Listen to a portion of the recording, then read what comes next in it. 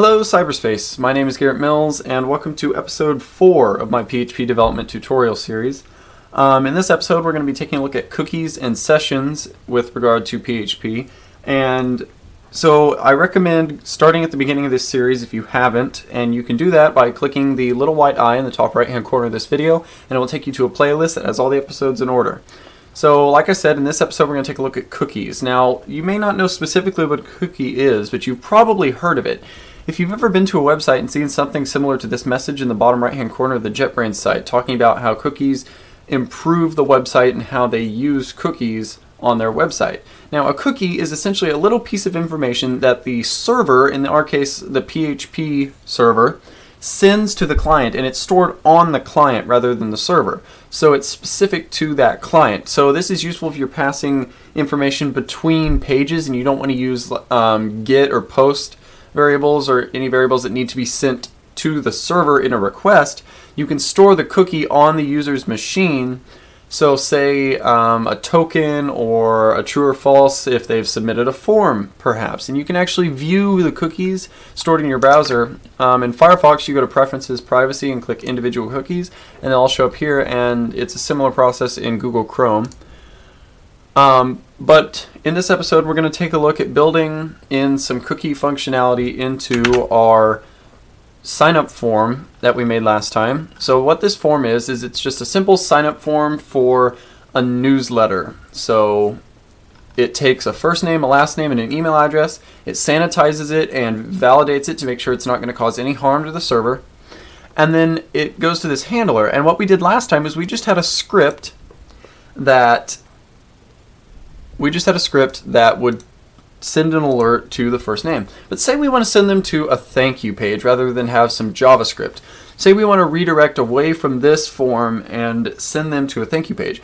Well, there are two ways we can do this. We can either send the first name variable in the request, or we can set it as a cookie. So for our purposes, we're going to set it as a cookie. So inside this handler, we can go ahead and delete this, and then we're going to use the set cookie function. So set cookie, then the name. So we want to name it newsletter sign up first name. Then here we put the value. So here our value is obviously going to be first name. And then here we put the expiration. So cookies will expire after a certain time. So they're assigned with an expiration date, and after that expiration date, your web browser deletes them. So we want to have a base time to start with. So we want to get the current time. We can do this by just using the time function, and then we want to add however long we want the cookie to be stored for. So for reference, 86,400 is 1 day. So we can just multiply this by the number of times that we want days that we want the cookie to exist. So we only really need it to stick around for 1 day because that's basically all we'll need to use it for. So we can just add 86,400 to the time. Let's have a semicolon on there, and there we go. So we're going to set a cookie named newsletter sign up first name with the value first name, and it's going to exist for a day. So let's just test this out. If we jump back to our web browser, we can go to our form and just test it out. So we didn't get an error message. So now if we go to Preferences, Privacy, Individual Cookies, we can go look at dev.local, and you see there is one cookie for that newsletter sign up first name, content Garrett. So we did successfully set a cookie. So now that the cookie is set, well, what we want to do is redirect the user to the thank you page. So we can redirect the user by modifying the request header. So remembering that while PHP is executing, we're still on the server side, so we can modify the request to tell the server how to handle it from PHP. So we want to modify the requests header, and we're going to set the location. Now the capital L is important. We're going to set the location to, and then the new page. So dev.local/php tutorial1/thanks.php. So say that is our thank you page. So now what this is going to do is it's going to set the first name in a cookie, and that's going to redirect to a page called thanks. So we're going to need to create that page. So thanks. And now in here we can just slap in some basic HTML boilerplate. So I'm just going to steal the top of this and then make sure to close all the tags. So in here we just want to have a simple thank you message. So thanks for joining our newsletter. And then we're going to have the first name there. So now in our PHP, we can go ahead and get the cookie, and we want to do this up here just for sake of simplicity. So we're going to have a PHP tag, and then what we're going to do is we're going to get the cookie. So cookies, like other variables, are stored in a superglobal. So PHP, obviously, as we've talked about before, creates several superglobals that are predefined when your page starts executing. One of those is the cookie superglobal. So we're going to create a variable, first name equals, and then the superglobal cookie, and then the name of our cookie. So if we come back over here, we could see that our cookie name was newsletter sign up first name. So we can just paste that in there. So what this is going to do is it's going to go look at the cookies for this site, and it's going to find the one named newsletter sign up first name, and it's going to assign it to the variable first name. So then in here, we can just have some PHP saying first name, and so this is going to echo out. So now we can go and resubmit this form.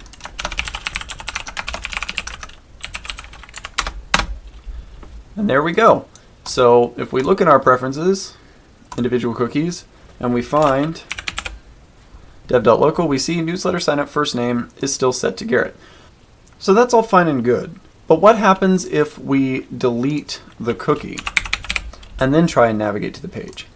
So I delete the cookie for this page and I try navigating here, and you see we get a PHP error because it can't find this in the cookies array, so it's going to throw an error. And we don't really want that happening to our users if a user just navigates to this page. So we can write in a bit of logic to prevent this from happening. So since the cookie superglobal is an array, we can use array functions to check. So if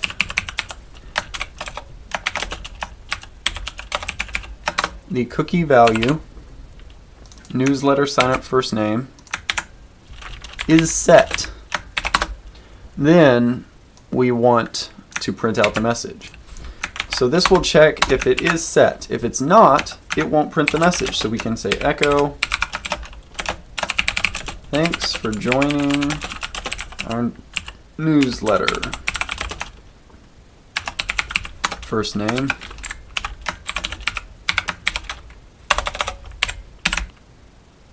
And we can test this by filling out our form again.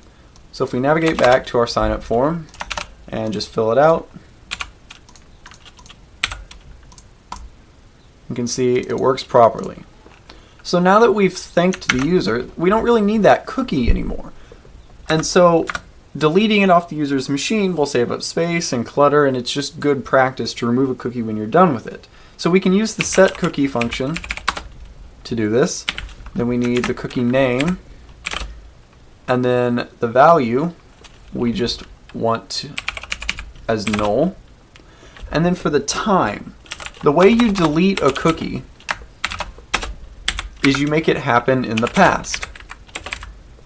So what this is going to do is it's going to set a cookie. It's going to set the cookie to null, and then it's going to tell the computer that it expired 1 moment ago. And so the computer will then delete it. So now, if we go here send it again, and go check our individual cookies, we can see we have no cookies for this domain because after we went to the thanks page, it got deleted. And so if we refresh the page, we see we don't get an error. So now that we've taken a look at cookies and how to use them, we're going to move on to sessions.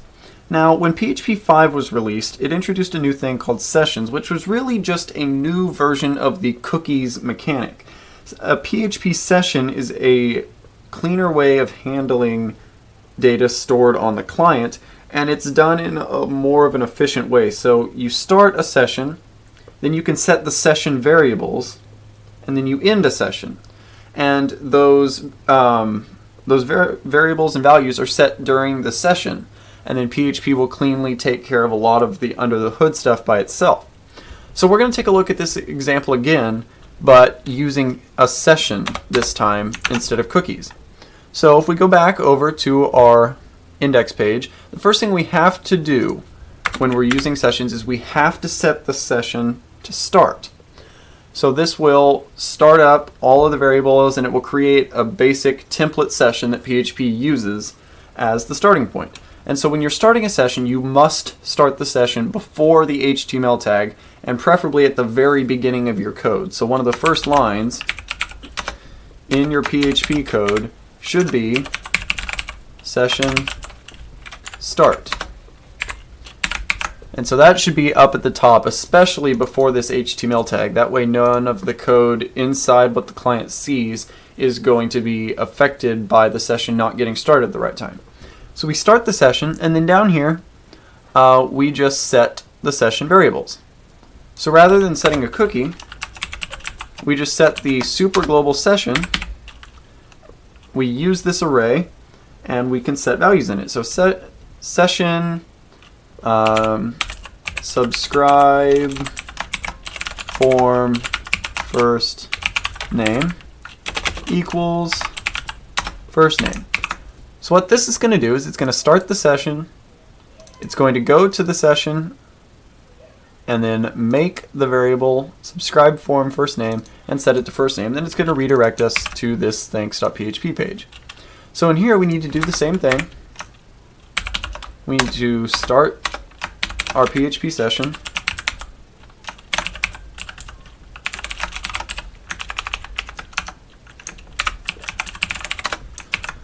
And then after that, instead of coming in here and getting the cookie, we can say is set session and then the name of our variable.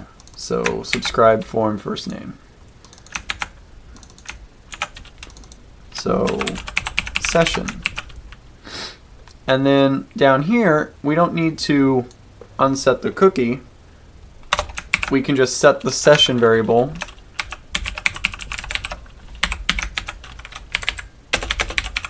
to null. And PHP will handle all of the unsetting and client arrays by itself. So this should have the same functionality from the user's perspective. So if we run this page, we've started a session, and then we're going to submit the form, and there we go. So we see we achieved the same functionality by using a newer standard, the session. So say you're all done with your session at this point, and you're ready to delete it so that it doesn't leave clutter around. Well, after your PHP, or after your last HTML tag, there are two commands you run to get rid of all the variables. So we can run session unset. This will unset all the variables like we did here. And then session destroy. This is going to remove all the session data from the client, including PHP's framework and everything, so it cleanly gets rid of everything else. And so this will have no visible change to the user, but it's just cleaner to maintain and it's good practice. So if we submit, there we go, and then you see if we come in here, we have the PHP session and it got rid of all of the variables behind the scenes. Alright guys, thanks for watching this fourth episode in my PHP development tutorial series. As usual, I'll be down in comments if you need help with anything, or if you've got any comments, concerns, issues, questions. I'll do everything in my power to help you, or if you just want to show off anything that you built, I'd love to see it. Be sure to share that with me. Also, be sure to connect with me on Twitter, on Google+, on email, via my blog, and be sure to get subscribed so that you don't miss any more of the videos in this series or any of my other series, which you can check out on my channel. As always, thanks for watching this video, and I will see you in the next one.